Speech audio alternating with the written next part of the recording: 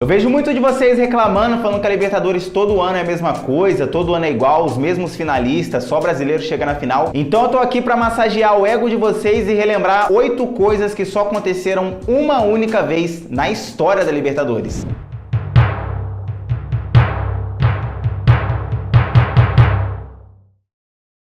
O ano era 2018, quando o River Plate e Boca Juniors então decidiram aquela final da Libertadores. Para chegar na final da Liberta, o River Plate passou em primeiro no grupo D com Flamengo, Santa Fé e Emelec, e nas oitavas de final eliminou o Racing, um dos grandes rivais da Argentina. Nas quartas não foi diferente, eliminou o Independiente, que é o maior rival do Racing, e na semifinal em 2 jogos épicos contra o Grêmio. Já o Boca Juniors chegou na final após ser segundo do grupo H com Palmeiras, Júnior Barranquilla e Alianza Lima. Nas oitavas eliminou o Libertad, nas quartas o Cruzeiro e nas semis o Palmeiras. A final foi decidida em 2 jogos, sendo a ida na La Bombonera e a volta no Santiago Bernabéu, estádio do Real Madrid, na Espanha. No jogo de ida o placar terminou igual, 2-2. Já no histórico jogo de volta, o River Plate venceu por 3-1 na prorrogação e foi tetracampeão da Libertadores.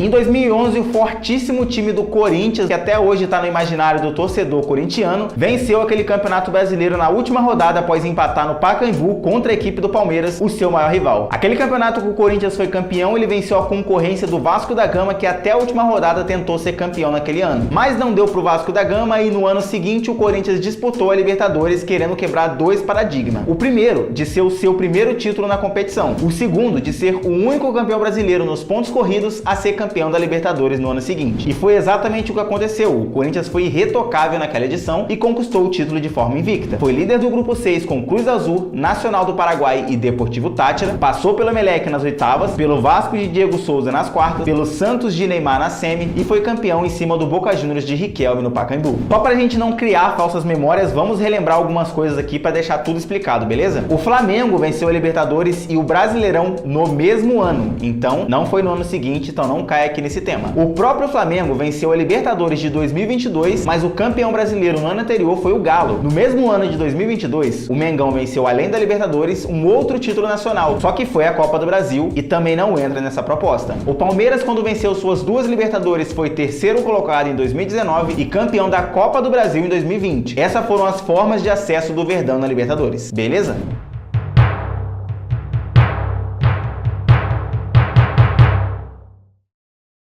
Isso aconteceu com o clube sul-americano mais azarado da história, com certeza absoluta. O América de Cali disputou em sua história 4 finais de Libertadores e foi vice-campeão em todas as oportunidades, tendo 3 consecutivas. A primeira, em 1985, quando perdeu a final para o Argentino Júnior em 3 jogos. Perde a ida por 1-0, vence a volta por 1-0 e empata o jogo de desempate por 1-1 e perde nos pênaltis por 5-4. A segunda, em 1986, perdeu para o River Plate, mas dessa vez não passou nem perto. Perdeu tanto a ida quanto a volta. A ida, em casa, perdeu por 2-1 e a volta fora de casa por 1-0. Na terceira oportunidade, chegou tão perto quanto a primeira. Venceu a ida contra o Peñarol em casa por 2-0, depois na volta perdeu por 2-1, tendo que chegou a abrir o placar e estava ganhando até os 23 minutos do segundo tempo. Toma virada aos 42 minutos do segundo tempo e no terceiro jogo de desempate perdeu por 1-0 aos 15 minutos do segundo tempo da prorrogação, com gol de Diego Aguirre, que depois virou treinador e treinou no Brasil o Inter, o Galo, o São Paulo e o Vasco. A outra oportunidade que o nosso querido América de Cali teve para ser campeão foi em 1996, mas perdeu para o River Plate.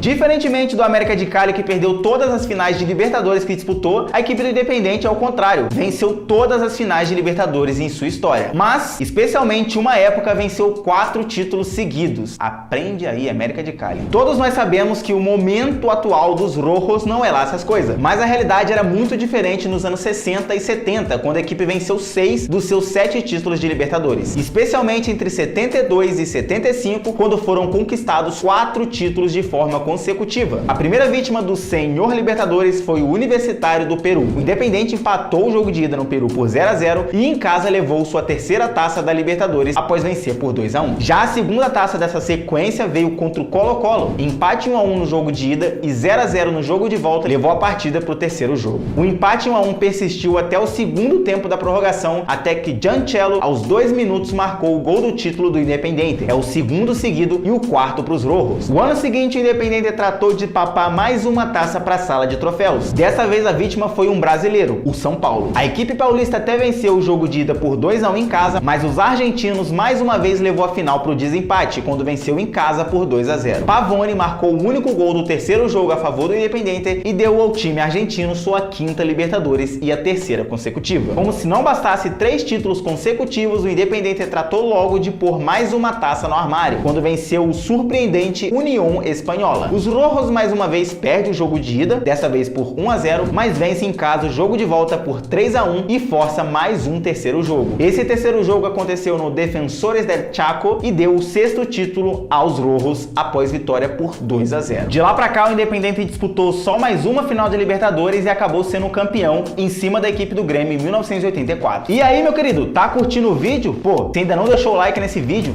não se inscreveu no canal, aí você tá de brincadeira, né, meu querido? Pô, aí é fácil, aí fica fácil pra você, só assiste o vídeo, não deixa um like, não deixa um comentário, não se inscreve no canal. Pô, para de ser vergonha, meu querido. Deixa a inscrição aí no canal e tamo junto. Pode continuar o vídeo aí e é nóis!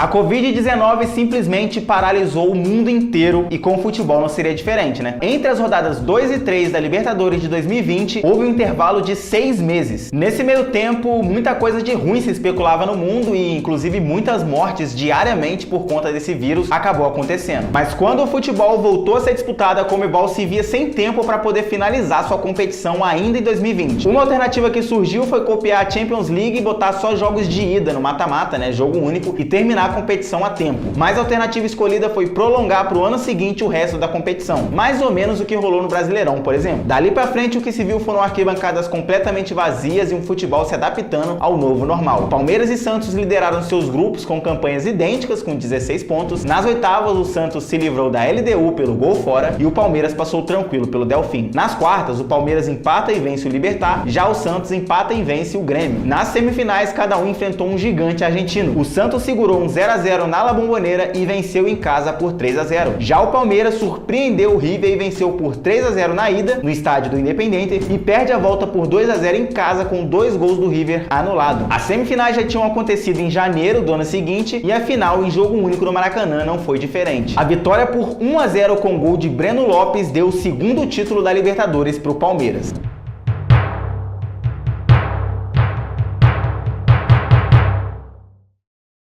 A surpreendente Libertadores de 2008 acabou com um título inédito para o futebol equatoriano, mas também terminou com um trauma gigantesco que dura até hoje nos torcedores do Fluminense. A derrota por 4 a 2 no jogo de ida da final obrigava o Flusão a vencer por 3 gols de diferença no Maracanã para levar o título no tempo normal. O tricolor até sai perdendo com gol de Bolanhos aos 6 minutos do primeiro tempo, mas Thiago Neves começa o seu show particular. No primeiro, ele dá um drible no volante da LDU e clareia para chutar de fora da área. A bola morre no cantinho do goleiro Ceballos e a partida estava empatada. Aos 27 minutos, Cícero cruza rasteiro e deixa Thiago Neves cara a cara com o goleiro e ele só escora pro gol e vira a partida. Aos 11 do segundo tempo, Thiago Neves cobra a falta no canto baixo esquerdo do goleiro e marca seu terceiro gol na partida. O Fluminense venceu a partida no tempo normal apenas por 2 gols de diferença e o jogo foi para prorrogação. Já nas cobranças de pênaltis, bom, nos pênaltis vocês sabem bem o que aconteceu, né? A LDU acabou vencendo e se tornou campeão da Libertadores pela primeira vez em sua história.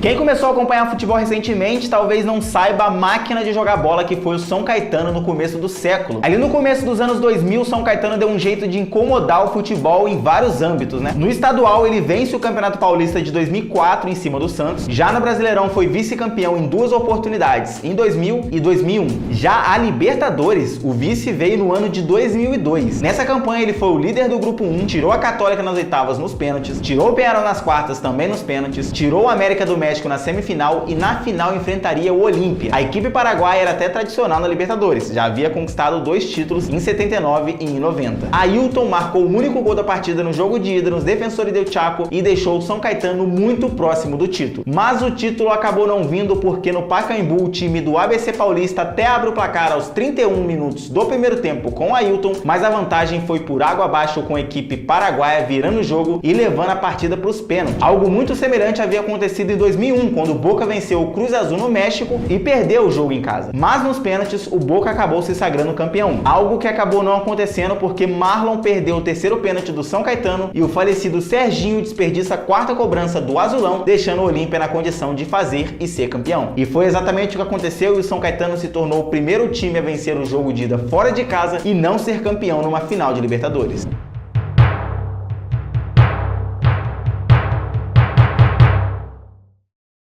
Eu tenho um vídeo aqui no canal falando sobre finais de Sul-Americana que pareciam finais de Libertadores. Você já viu, você lembra de uma final específica em 2014? Entre Atlético Nacional e River Plate? Pois bem, daquela final saiu os 2 campeões seguintes da Libertadores, de 2015 e de 2016. O River Plate venceu aquela edição de Sul-Americana em 2014 e acabou se sagrando campeão da Libertadores no ano seguinte, em 2015. Já o Atlético Nacional, que foi vice-campeão da Sul-Americana daquele ano pro River, acabou vencendo a Libertadores 2 anos depois, em 2016. O River, que venceu a Sul-Americana, passou pelo Libertad nas oitavas, Estudiantes nas quartas, Boca Juniors na semi e venceu a final contra o Atlético Nacional, como eu já disse. Já a Libertadores de 2015, ele foi segundo colocado no grupo 7 com míseros 7 pontos, eliminou o Boca Juniors em jogo cheio de polêmicas que sequer terminou, nas quartas tirou o Cruzeiro e nas semis o Guarani. Já na final enfrentou seu companheiro de grupo, o Tigres. No jogo de ida no México, empatou em 0 a 0 e venceu a volta por 3 a 0 no Monumental de Núñez. E aí, você lembra de mais alguma coisa que acabou acontecendo somente uma vez na história da Libertadores? Se a resposta for sim, você vai fazer o seguinte, você vai nos comentários e vai deixar aí a sua sugestão de coisas que só aconteceram uma única vez. Dependendo do número de comentários, dá pra fazer uma parte 2 desse vídeo, não é mesmo? Então deixa aí nos comentários. Comenta também coisas que você quer ver aqui no canal, outros temas interessantes que você acha que seria legal eu narrar, eu pesquisar e eu falar sobre, beleza? Bom, e nesse vídeo então eu vou ficando por aqui, um grande abraço pra você e